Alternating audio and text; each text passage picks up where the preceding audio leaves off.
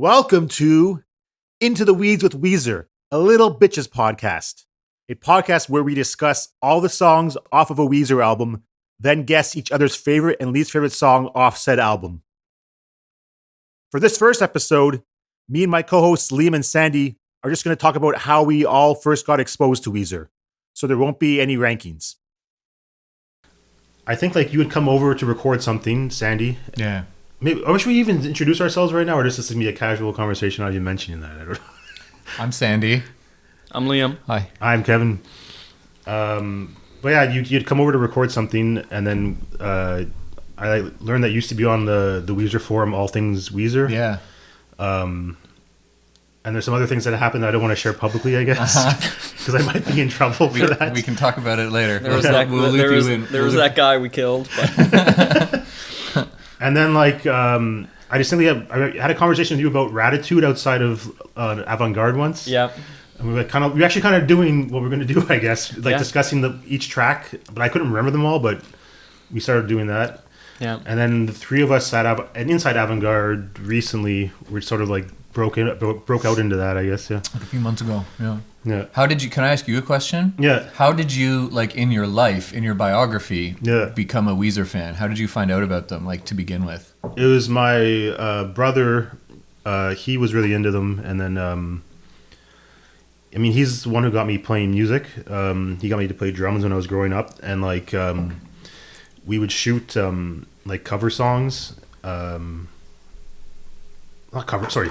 I should say... We would shoot air band stuff, we'd play the song and then not actually play the music, and then I learned about Holiday off the Blue Album from there, and just growing up, it was that was kind of how I sort of got into them, and I think I bought the Maladroit was probably Maladroit. Weezer calls it Maladroit. Okay, Maladroit. That's what they call it. That was my first album I bought by them. When it came out? Yeah, exactly. Yeah, because I think every album before that my brother had bought, and I was younger than him, so I just listened to his. So yeah, that's my story. And Liam, what's your story? My very first introduction to them was at a grade 6 middle school dance when Beverly Hills would play. Oh yeah. And I would go, I hate this song. And I didn't even have any baggage attached to it, right? I know a lot of people who hate that song had the previous experience. I didn't even have that. I just thought it was a really annoying song. Other than that, I guess you'd have to fast forward 5 years. I was in a high school cover band in grade 11 or so. Yeah. And I was the drummer at that time. And the guitarist of the band, in between songs, would play the "Say It Ain't So" riff, and I didn't know that song.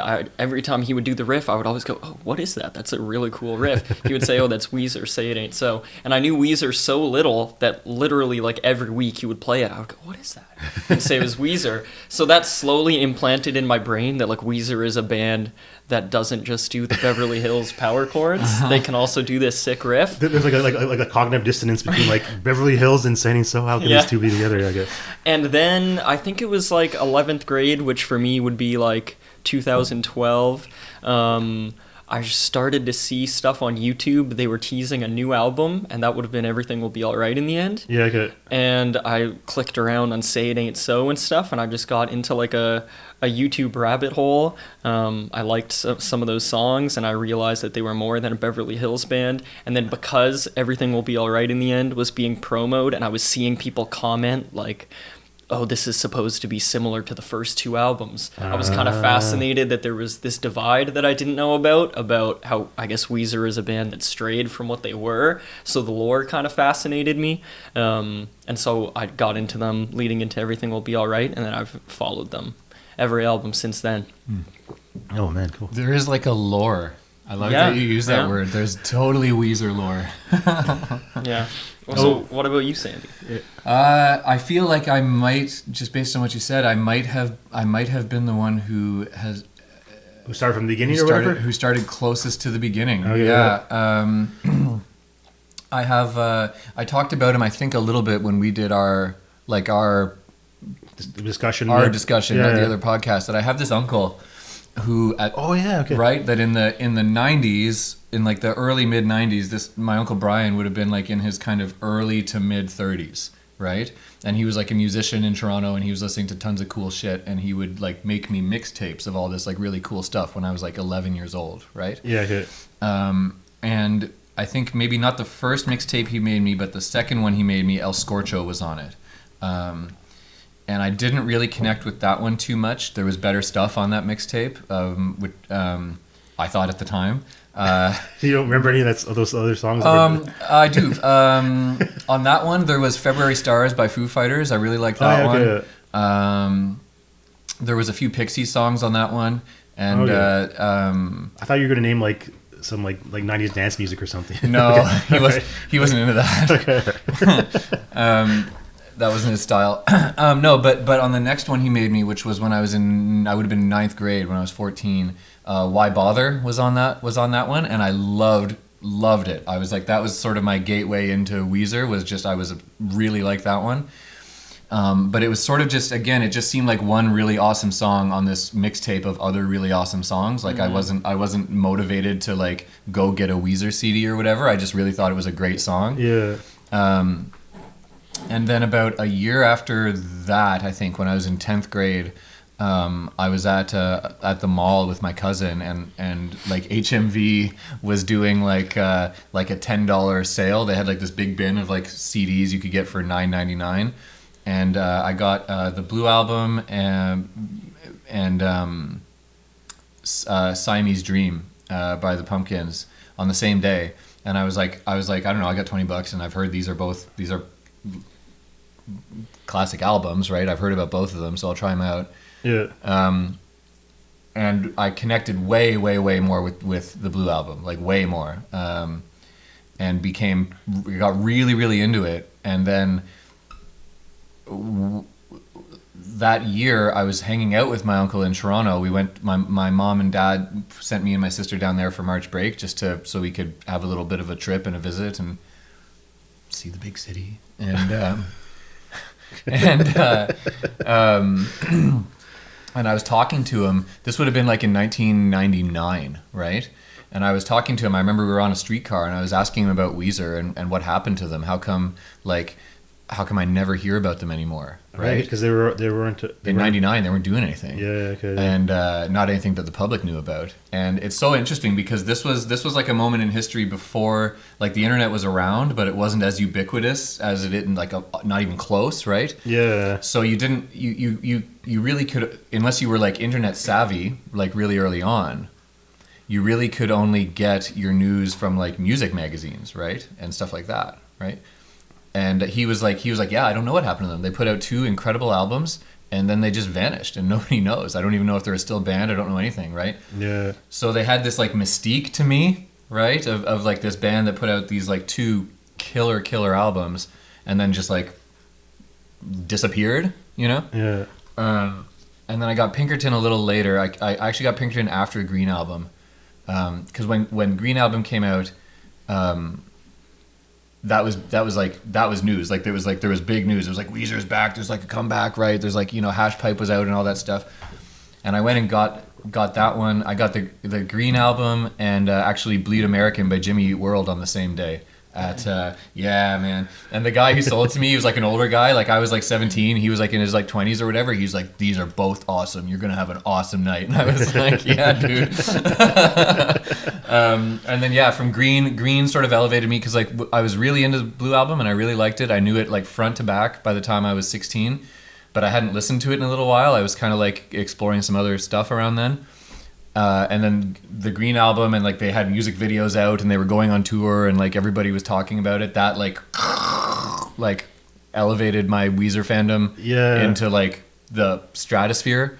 And then I got Pinkerton and like couldn't believe how good it was. And after that, and then I was obsessed, like only listened to Weezer for like a year and like got all the B-sides, was on the file sharing, fucking getting everything and like following all the demos and everything. And then that's how I got into it. And I'll stop there because I've been talking for a while, but that's the Weezer origin stories.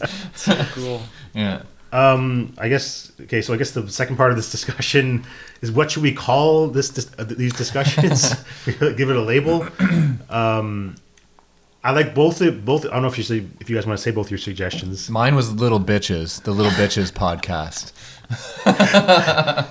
which is a reference to an interview that Rivers Cuomo did in 2002 in Guitar World magazine, where he said that basically he implied that if you're a Weezer fan who doesn't like where they're going at the moment, then you're a little bitch.